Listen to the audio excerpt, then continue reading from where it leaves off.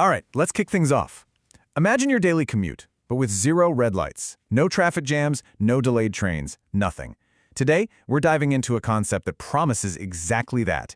And it does it by taking our cities into, well, the third dimension, the sky. So let's see what this is all about. So it all starts with this one kind of wild question. Forget everything you know about traffic, the gridlock we all deal with on the ground. Just for a second, picture it. What if our taxis could just lift off and fly right across the city? Now, I know what you're thinking. This sounds like total science fiction, right? But it's actually the foundation for what some people are calling a sky transport revolution. We're talking about a huge shift, one that takes our daily travel up into the third dimension. Yeah, the air, right above our heads. Okay, so what exactly is this thing? Well, at its heart, it's a concept for a next-generation flying taxi. And its goal, it's incredibly ambitious, to completely transform how we get around in our cities. But, the big question is, how would a vehicle like this actually work? I mean, what makes it so different from, say, a helicopter or a little plane? Let's break it down. Let's look at the anatomy of this concept and the tech that's supposed to make it all happen. Okay, so it really comes down to three big breakthrough technologies all working together. You've got autonomous AI control, then you have vertical takeoff, and finally, the promise of ultra-fast travel. Let's dig into what each of those actually means. First up is autonomous AI control. And this is a huge leap. We're talking no pilot in the cockpit. None. The vehicle literally flies itself. It uses advanced AI to navigate, to take off, to land, all of it without a human at the controls. Pretty wild, right?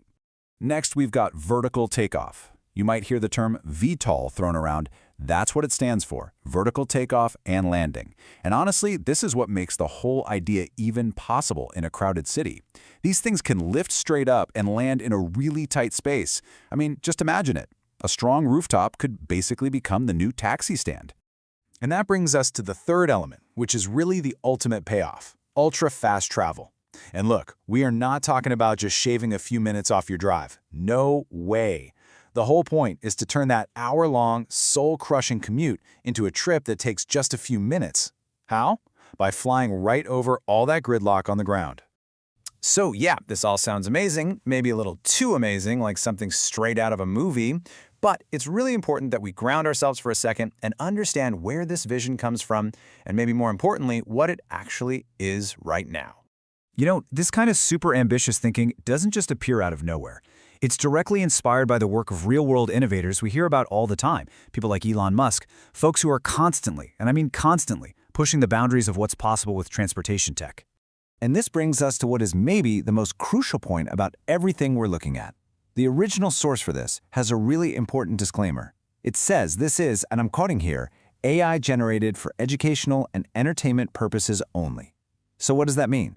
It means the vehicle we're seeing is a concept. It's a powerful simulation, an idea designed to get us thinking about what the future could look like. And knowing that this is a concept, well, it kind of leads us beyond all the cool engineering and the smart software to what might be the biggest hurdle of them all. The ultimate question here isn't about the tech. It's about something much more human. At the end of the day, it all comes down to trust. Yeah, this really gets to the core of it, the final challenge. Because look, we can design the AI, we can engineer the vehicle, we can figure out the physics. But the final piece of this whole puzzle, the one thing that will decide if this whole revolution takes off or just stays a cool idea, it's not a microchip. It's us. It's human beings. And so, that's where we're going to end it, by turning the question over to you.